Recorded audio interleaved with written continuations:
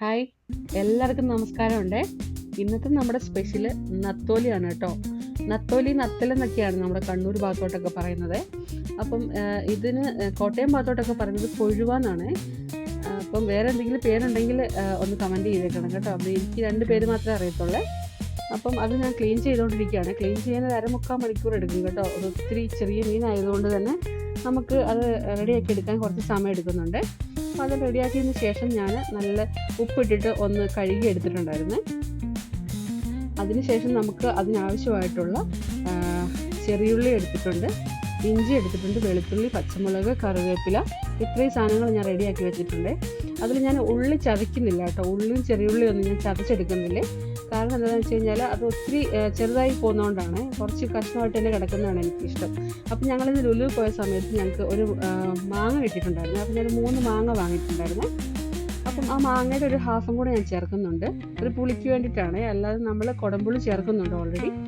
അപ്പം മാങ്ങ കണ്ടപ്പം മാങ്ങയും കൂടെ ഇട്ടിട്ട് വെക്കണം എന്ന് തോന്നിയോണ്ടാണ് അങ്ങനെ ചെയ്തത് കേട്ടോ. അപ്പം ബാക്കിയുള്ള സാധനങ്ങളൊന്നും ചതച്ചു കൊടുക്കുന്നില്ല. അതൊക്കെ നമ്മൾ അങ്ങനെ എങ്ങനെയാണ് നമ്മൾ മുറിച്ച് വെച്ചിരിക്കുന്നത് അതുപോലെ തന്നെ ഇട്ട് കൊടുക്കാനാണ്. അപ്പോൾ ആ ഉള്ളിയും ചെറിയുള്ളിയും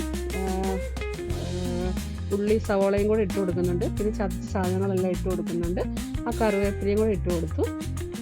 ഇനി അതിനകത്തോട്ട് നമുക്ക് ആവശ്യമായിട്ടുള്ള തേങ്ങ ചേർത്ത് കൊടുക്കണം. തേങ്ങയും ഞാൻ ചതയ്ക്കുന്നില്ല കേട്ടോ. തേങ്ങ ഞാൻ കൈയിട്ട് തിരുമ്മി റെഡിയാക്കാൻ വേണ്ടിയിട്ടാണ് ഇരിക്കുന്നത്. അപ്പോൾ തേങ്ങ ഇട്ട് കൊടുത്തു.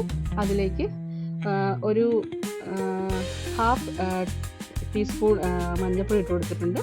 ഒരു ഇച്ചിരി ഒരു നുള്ള് മുളക് പൊടി ഇട്ട് കൊടുത്തിട്ടുണ്ട്. ആവശ്യത്തിന് ഉപ്പ് ഇട്ട് കൊടുത്തിട്ടുണ്ട്. അത് നന്നായിട്ടൊന്ന് മിക്സ് ചെയ്ത്, അപ്പോൾ ഞാൻ സ്പൂൺ കൊണ്ടാണ് അത് മിക്സ് ചെയ്തത് കേട്ടോ. പിന്നെ എനിക്കത് റെഡി ആവാത്തതുകൊണ്ടാണ് ഞാൻ കൈ കൊണ്ടൊന്ന് ശരിയായിട്ട് മിക്സ് ചെയ്യുന്നത്. അപ്പം അങ്ങനെ മിക്സ് ചെയ്തിട്ട് അതിലോട്ട് ഒരു 1/4 കപ്പ് വെള്ളം കൂടി ഒഴിച്ചു കൊടുക്കുന്നുണ്ട്. ജസ്റ്റ് അതൊന്ന് വേവാനായിട്ടുള്ള വെള്ളം കേട്ടോ. അപ്പോൾ വെള്ളം കൂടി ഒഴിച്ച് എടുത്തു കഴിഞ്ഞാൽ പിന്നെ നമുക്ക് ഇതിലോട്ടൊന്നും ചേർക്കാനില്ല കേട്ടോ. നമ്മൾ നേരെ അടുപ്പത്തോട്ട് വെച്ചാൽ മതിയേ. അപ്പോൾ ഇതിന് ഒത്തിരി നേരം ഒന്നും ഇത് കുക്ക് ചെയ്യേണ്ട. നമ്മൾ ചട്ടിക്കകത്ത് തന്നെ വെക്കുന്നതുകൊണ്ട് ഒരുപാട് നേരം ഒന്നും കുക്ക് ചെയ്യേണ്ട വരത്തില്ലേ. ഞാൻ അടുപ്പത്തോട്ട് വെച്ചിട്ടുണ്ട്. അപ്പോൾ കുറച്ചുകൂടെ ഒരു കറിവേപ്പിലൊക്കെ ഇട്ട് കൊടുക്കുന്നുണ്ട്. ഇനി നമുക്ക് അതൊന്ന് അടച്ച് വെച്ച് വേവിക്കണം. അപ്പം നത്തോലി പീര വെച്ച് കഴിഞ്ഞാൽ നമുക്ക് ചോറിൻ്റെ കൂട്ടത്തിലോ കപ്പയുടെ കൂട്ടത്തിലോ ഒക്കെ കഴിക്കാനായിട്ട് ഭയങ്കര ടേസ്റ്റാണ്.